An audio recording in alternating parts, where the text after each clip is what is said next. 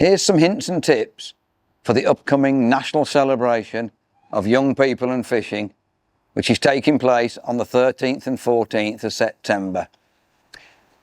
Making sure you're properly prepared is important. And one of the first things you need to know is where you're going to be pegged on the day, so you can drive straight to your allocated car park. To do this, we will be doing the draw for the fishing pegs live on the Canal and River Trust Angling Facebook page on the Wednesday evening of the event.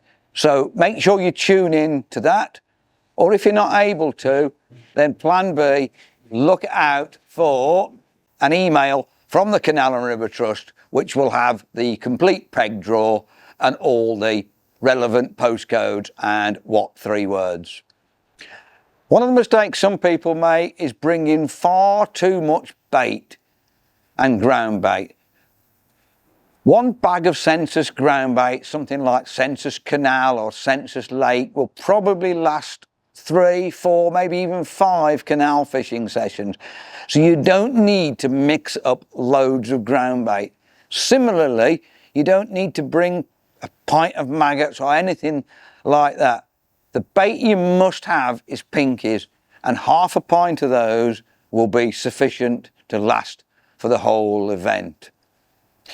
The most important thing with your equipment is to make sure you've got the right floats, and particularly the right hooks to nylon. Size 20s and 22s are what you're looking for the canal, not big hooks like 14s and 16s, because you'll catch very few fish with those.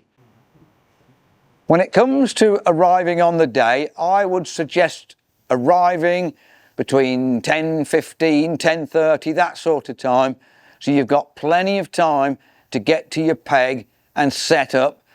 And it's really important that if you've asked for help with your rigs and ground bait from our Let's Fish coaches, get there nice and early, because you'll be at the front of the queue for their attention.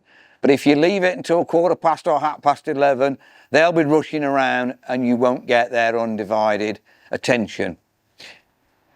I wouldn't necessarily be keen on bringing big trolleys and things like that on a canal, because there's always steps and slopes to go down.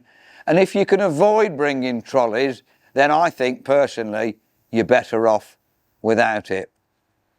And finally, whatever sort of day you have, don't worry.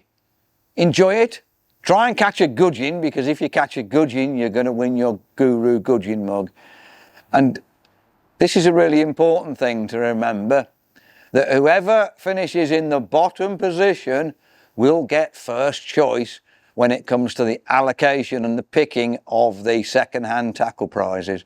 And with over 150 rods and reels plus 50 umbrellas on offer, then if you don't catch many fish, you're still going to get a really good prize at the end of it all. So I look forward to seeing you and over 400 others on the weekend of the national celebration. Good luck, and most of all, enjoy the day and have fun.